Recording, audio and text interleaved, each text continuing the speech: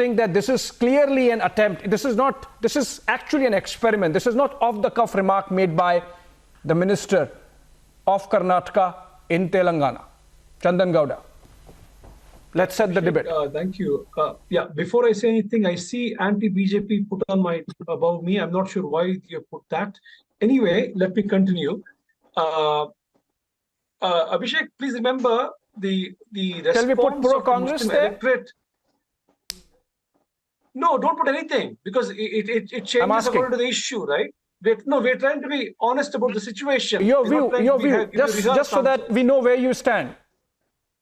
Yeah, but you'll know that after you hear me, not before you hear me, Abhishek. Okay, please go ahead. Anyway, please go ahead. The Muslim electorate in Karnataka did not put it pro-Congress. desert the Congress after the Babri Masjid. This much we know. In any case, Abhishek, you asked many questions. I don't think the speech was done with the Lok Sabha elections in mind. It's the Telangana elections. All that Zamir is saying in the entire clip you played is that Muslims are respected in the Congress.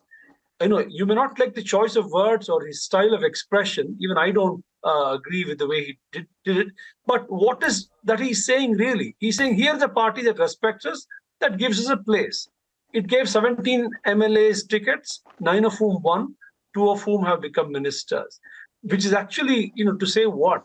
That in a state that has more than 17% of the population as Muslim, that the Congress party is giving representation to us. Anyway, Abhishek, all that I'm saying is, I don't feel scandalized by what he said. I don't think it's reverse polarization. Like I said, his choice of words is unfortunate, but all that he's saying is, we've had a speaker from the Muslim community for the first time. Why is that important? It's important because the state has almost 1/5 of the population Muslim. And he's noting that fact.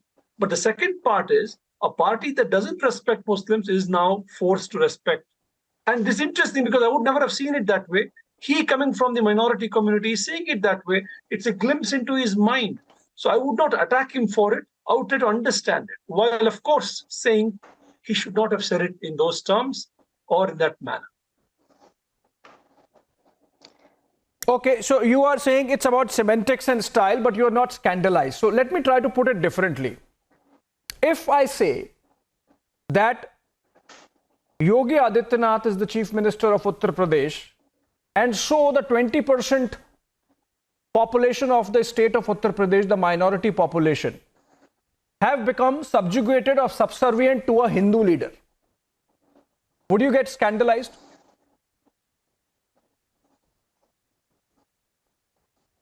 I mean, I don't know the context, Abhishek. No, in the sense, yes, in the sense that, if the party that Yogi Adityanath comes from says the context is that the chief minister or a speaker, it's a chair. Yes.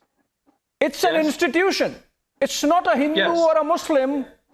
I thought that 75 years after independence, we would have that much understanding of how the institutions function, ought to function, function. Now, Abhishek, you're absolutely right in viewing it as a chair. It doesn't belong to any particular community identity. But if Zamir is saying it as that, we must understand why he's saying it like that. Because he has seen exclusion on a big scale. And he sees it as a hint of inclusion. And he's saying, let's be happy about that fact that here is a party that has a chance, that gives us a chance at being included. That's all I see in what he said. Although it's deplorable. Okay, inclusion. Inclusion is the buzzword. Jitni abadi utna haq. Okay.